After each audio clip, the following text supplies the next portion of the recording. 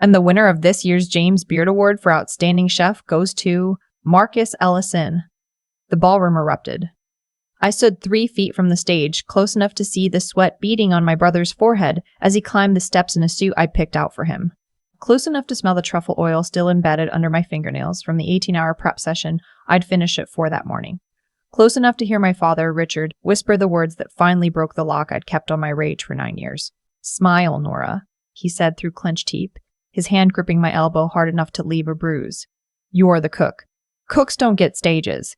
Now clap, or I'll make sure you don't even get to keep the apron." I clapped. My palms were raw and calloused from a decade of 14-hour shifts over open flames. But I clapped. I watched my brother grip that award with hands that couldn't julienne a carrot without supervision. And I clapped until the sound blurred into white noise. Then I stopped. I reached behind my neck, unclipped the thin gold chain I'd worn every day since culinary school. The one with the small pendant shaped like a whisk. The one my grandmother gave me the day I got accepted, and set it gently on the white tablecloth. It made no sound at all. Nobody noticed. That was the point. I had spent 9 years being no one. Leaving was just an extension of everything they'd already made me. I walked through the crowd of food critics, past the champagne tower, past 312 dishes that bore my brother's name, but my hands, my palate, my sleepless nights. I pushed through the gilded doors and stepped into the November cold of downtown Chicago, and I kept walking until the applause was nothing but a dull vibration in my chest. Before I tell you what happened when the invisible chef stopped feeding the machine, leave a comment. Where are you watching from? And have you ever poured everything you had into something, only to watch someone else take the bow?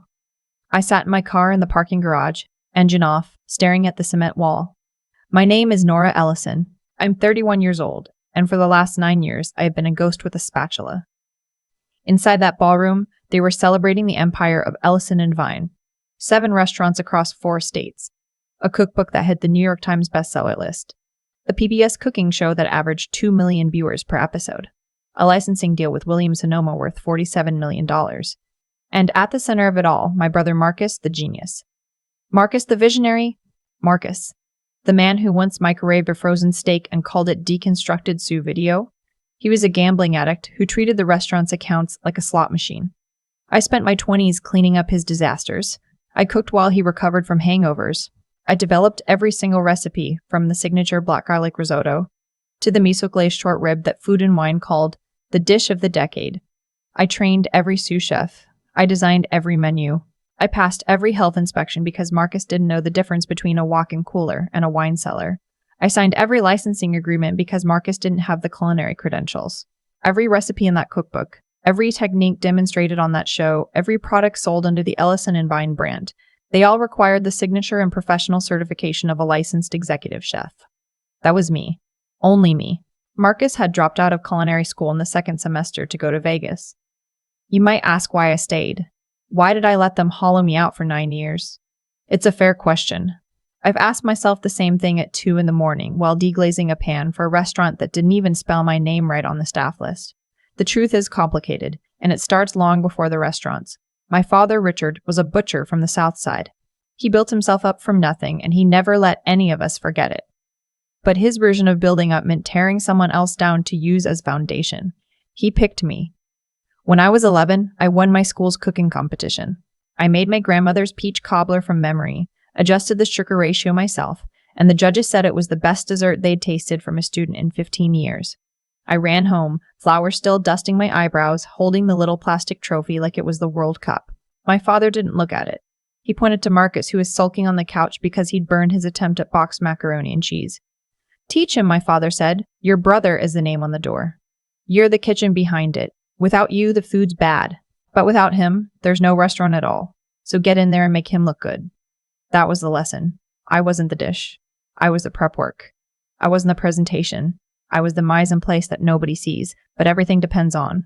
They trained me to believe that my purpose was to make Marcus shine. That being the good daughter meant burning my hands so the family could eat. And for a long time, I believed it. I believed it when I worked Christmas Eve service alone while they vacationed in Aspen. I believed it when Marcus accepted a Michelin star and thanked his team without ever saying my name. I believed it when my mother, Diane, told me I should be grateful because not every family gives their daughter a job. But here's what they didn't understand about fire. You can use it to cook. You can use it to warm. But if you ignore it long enough, if you assume it will always stay inside the stove where you put it, it burns the whole house down. I looked at my phone. The screen was glowing with a notification I had received every single day for the last 385 days. It was 9 p.m., the nightly automated prompt from the Ellison Vine Central Recipe Management System. I had built that system myself, coded the database architecture during a 2-week stretch where I slept on a cot in the test kitchen. Every recipe, every proprietary technique, every supplier contract, every nutritional breakdown for the licensing deals, all of it lived behind a single access point. Biometric verification required. Level 1 administrator. Authorized nightly sync across all locations. For 9 years, I had pressed the green button without hesitation. I pressed it while I was sick with pneumonia. I pressed it during my best friend's baby shower while hiding in the bathroom. I pressed it the night my grandmother died, sitting in a hospital hallway that smelled like antiseptic and regret. I pressed it on dates that never got a second one because I always had to pull out my phone at exactly 9 o'clock and explain that I was digitally babysitting 7 restaurants. That button was the heartbeat that kept a $47 million empire alive. Without it, every Ellison Vine location would lose access to the standardized recipes. The kitchen display systems would go dark. The supply chain auto orders would freeze. The licensing partners would receive a breach notification because product consistency could no longer be guaranteed. My father thought he had neutralized me when he told me to smile and clap. He thought I was nothing without the family name. He forgot that the family name was nothing without my fingerprint. I looked at the green button. Then I looked at the red one. Green meant peace. Green meant going home, crawling into bed, and waking up tomorrow to do it all again. Green meant swallowing the humiliation and hoping that maybe, someday, they'd acknowledge me. Red meant war. I pressed decline. On my phone, a new message flashed. Authorization denied. Initiating cascade protocol. Recipe sync suspended across all nodes. Supplier integrations paused. Licensing compliance alert triggered. I put the phone face down on the passenger seat and pulled up the Ellison Vine Instagram on my tablet. Marcus had just posted a photo of himself holding the James Beard Award with the caption, "Dreams don't work unless you do." It had 4,000 likes in 11 minutes. Within the hour, those likes would feel very different. My phone erupted at 9:47 p.m. Not a call. A flood. 7 calls in 3 minutes, all from different restaurant managers across the country. The kitchen systems in Atlanta had gone dark mid-service. The Boston location was serving the wrong portion sizes because the recipe cards had disappeared from the display screens. The flagship in Chicago, 3 blocks from where Marcus was still celebrating, had just received an automated email from William Sonoma's legal team flagging a licensing compliance breach. Then came the call I'd been waiting for. The ringtone I'd assigned to my father, a harsh, grating buzz like a kitchen timer that had been left too long. I picked up. I didn't say hello. "What did you do?" Richard's voice was low, dangerous. Not yet screaming. That would come. "I went home, Dad, like you told me to. Turn the system back on. Right now. The Chicago kitchen is in the middle of a 200-person private event. William Sonoma is threatening to pull the licensing deal. Marcus is what? Going to cook?" Silence. "He can't cook, Dad. We both know that. He can't even access the recipes because he never bothered to learn the system I built. He doesn't have credentials. He doesn't have a certification. He doesn't have my thumbprint. Don't you dare play games with me, Nora. I will sue you into the ground. I will take everything." "Take what? My 9-year-old Honda? My studio apartment that I pay for with the salary you haven't raised since 2019? Go ahead." Then my mother's voice came on. She was crying, of course. That particular breathy, theatrical sob she deployed like a weapon whenever guilt was the most efficient tool available. "Nora, please," Diane begged. "How could you do this to your family? Marcus is falling apart. The investors are calling. You're going to destroy everything your father built." I closed my eyes. There it was. Everything your father built. Not everything we built. Not everything we built. Not everything you built. Not everything you built. Everything your father built. 9 years of my life distilled into someone else's accomplishment in a single sentence. "I didn't destroy anything, Mom. I stopped participating. There's a difference. We gave you a roof. We gave you a career. And this is how you gave me a stove and told me to cook for free. That's not a career, Mom. That's indentured servitude with a family discount." Richard snatched the phone back. His breathing was ragged now. "Listen to me very carefully, you ungrateful little. I want the override code. I want the password. And I want you back in that kitchen in 30 minutes, or I'm calling the lawyers. There is no password, Dad. The system is biometric. It reads the vein pattern in my index finger. My finger, which is currently sitting in my car attached to my hand which you just told to leave. Then get back here and unlock it. I can't do that. Why not? Because you fired me. And as you so memorably put it, cooks don't get stages. So unless you're prepared to sign over 40% equity in Ellison Vine, plus back royalties on every recipe I created, plus full creative credit on the cookbook and the show, my finger stays right here. You're out of your mind. You can't hold a company hostage over a thumbprint. I'm not holding anything hostage. I'm just not working for free anymore. The system requires a certified executive chef to authorize operations. That's not a hack, Dad. That's food safety law. You built an empire on my credentials and forgot to get your own. I'll find another chef. I'll hire someone tonight. Go ahead, but the system is key to my biometric profile. A new chef would need to rebuild the entire database from scratch, resubmit every recipe for licensing approval, and reapply for health department certification at all 7 locations. My estimate? About 14 months. I'm sure William Sonoma will wait. I could hear him breathing. I could hear the gears turning. I could hear the exact moment he realized that the pedestal had legs and had just walked out of the building. You'll regret this, he said quietly. And then the line went dead. I should have known that quiet was more dangerous than screaming. 2 days later, I got a call from a number I didn't recognize. It was a detective with the Chicago Police Department. He asked me to come to the station to discuss a complaint. I assumed it was something routine. Maybe Richard had tried to file a theft report. I drove downtown, parked, walked in. They put me in an interrogation room. A detective sat across from me, a manila folder thick as a dictionary between us. He didn't offer water. He didn't smile. Ms. Mile. Ellison, your father and brother have filed a formal complaint alleging that you planted malicious code in the Ellison Vine operating system. They're claiming corporate sabotage, extortion, and intentional destruction of trade secrets. They have an affidavit from your brother and a supporting statement from your mother. I felt the floor tilt beneath me. They also claim that you demanded 40% equity as ransom in exchange for restoring the system. They've provided a recording. Of course. Richard had recorded our phone call. He had planned as the moment he hung up. The quiet wasn't defeat, it was preparation. I didn't sabotage anything, I said. The system shut down because it requires a licensed chef to authorize operations. That's a food safety compliance feature, not a virus. That's what your lawyer can argue. In the meantime, your father has obtained a temporary restraining order barring you from accessing any Ellison Vine property, digital or physical. I sat there, hands flat on the table, staring at the cinder block wall. They had done it. They had flipped the narrative. I wasn't the architect anymore. I was the disgruntled ex-employee. The bitter sister. The crazy one who couldn't handle being let go. I spent 4 hours in that station. They didn't arrest me, but they made it clear that charges were being considered. When I finally walked out into the gray Chicago afternoon, I felt smaller than I had in years. That night, sitting alone in my apartment, eating leftover rice from a container, I almost called my mother. Almost. I got as far as pulling up her contact before I stopped. I called someone else instead. Her name was Priya Chandrasekaran, and she was the most meticulous food safety attorney in the state of Illinois. We had met at a compliance conference 3 years earlier, and she had handed me her card with a knowing look, as if she could see the future. Don't say anything to anyone, Priya said. Come to my office tomorrow morning. Bring everything. Every contract, every certification, every email, every server log, everything. I brought 3 boxes. Priya spent 4 days going through them. On the 5th day, she called me in. Nora, she said, setting her glasses on the desk. Your father didn't just take your work. He committed federal fraud. Every single licensing agreement with William Sonoma lists Marcus as the certified executive chef. That's a lie. Marcus doesn't have a license. He never completed his culinary education. Your father forged the credentials. She pulled up a spreadsheet on her monitor.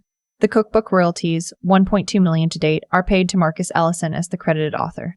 But the copyright registration for every recipe in that book lists you as the original creator. Your father never bothered to change it because he didn't think you'd ever check. The PBS show contracts require the on-screen chef to hold a valid professional certification. Marcus's was fabricated. That's a violation of FCC disclosure requirements. She leaned forward. And here's the big one. The Williams-Sonoma licensing deal, $47 million, contains a clause requiring that all products be developed under the direct supervision of a certified professional with FDA food safety training. Your father signed an affidavit swearing that Marcus held those qualifications. He doesn't. That's federal wire fraud. I sat in Priya's office and felt something I hadn't felt in 9 years. Not anger, not sadness, clarity. Like someone had finally turned on the lights in a room I'd been stumbling through in the dark. "What do I do?" I asked. Priya smiled. It was the kind of smile that made opposing counsel nervous. "First, we get the sabotage complaint dismissed. That'll take about a week once we present the compliance documentation. Then, we file a counterclaim for intellectual property theft, fraud, and wrongful termination. And then," she paused, "we contact the FBI." The next 3 weeks were the quietest and loudest of my life. Quiet because I didn't speak to my family. Loud because Priya was a symphony of legal filings, subpoenas, and very politely worded letters that landed like grenades. The sabotage complaint was dismissed in 8 days. The detective called me personally to apologize. He said, and I'll never forget this, "Ma'am, I've seen a lot of family disputes, but I've never seen someone try to prosecute their own daughter for following food safety law." Then came the counterclaim. Marcus's James Beard Award was flagged for review when the committee discovered that his professional credentials had been fabricated. The PBS network launched an internal investigation into the show. William Sonoma's legal team sent a 14-page letter to my father's attorney that, according to Priya, read like a declaration of war written by very expensive accountants. And then came the FBI. It was a Tuesday. I know because I was making shako in my tiny apartment kitchen when Priya called to tell me it was happening. I turned off the burner, sat on my kitchen floor, and listened. Federal agents arrived at the flagship Ellison Vine location at 11 Nomi. During the lunch prep rush, they didn't storm in like a movie. They walked in calmly, showed credentials, and asked to speak with Richard and Marcus Ellison. They presented a warrant. They were professional. They were thorough. They were devastating. Richard, I was told later, tried to talk his way out of it. He used the voice. The one that had commanded kitchens and boardrooms and family dinners for 40 years. The one that made you feel like disagreeing with him was a form of moral failure. It didn't work on federal agents. Marcus tried a different approach. He tried to blame me. He told the agents I was unstable, vindictive, obsessed.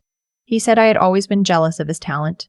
One of the agents reportedly looked at him and said, "Sir, can you tell me the internal temperature for safely cooking poultry?"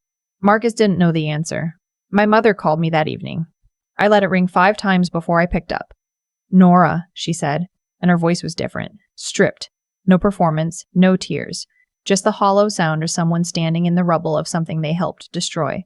"Your father's been charged. Marcus has been charged. The restaurants are being shut down for compliance violations. The licensing deal is dead." She paused. "I need you to fix this. I need you to come back and make this go away. I'll talk to your father. We can work something out. We can put your name on the door. We can..." "Mom?" "What? Did you know?" "Know what? That Dad forged Marcus's credentials. That the cookbook was my work. That the licensing agreements were fraudulent. Did you know?" The silence lasted 8 seconds. I counted. "I knew," she said. "I knew, and I told myself it didn't matter because we were a family and families protect each other." "You protected Marcus," I said. "You protected Dad. You never protected me. You watched them erase me. And you told yourself it was love. But it wasn't love, Mom. It was convenience. I was convenient to sacrifice." "Nora, please. I have to go. Don't call me again." I hung up. I didn't cry. I had spent 9 years crying in walk-in coolers and bathroom stalls. I was done. 6 months later, Ellison Vine was gone. All 7 locations closed. The William Sonoma deal was voided. The cookbook was pulled from shelves. The PBS show was canceled mid-season. Marcus pleaded guilty to 2 counts of wire fraud and received 18 months. Richard fought the charges and lost. He got 3 years. My mother filed for divorce. She called me once more from a cousin's house in Indianapolis asking for money. I didn't pick up. I used the settlement from my intellectual property claim, every cent of it, to open a small restaurant on the north side of Chicago.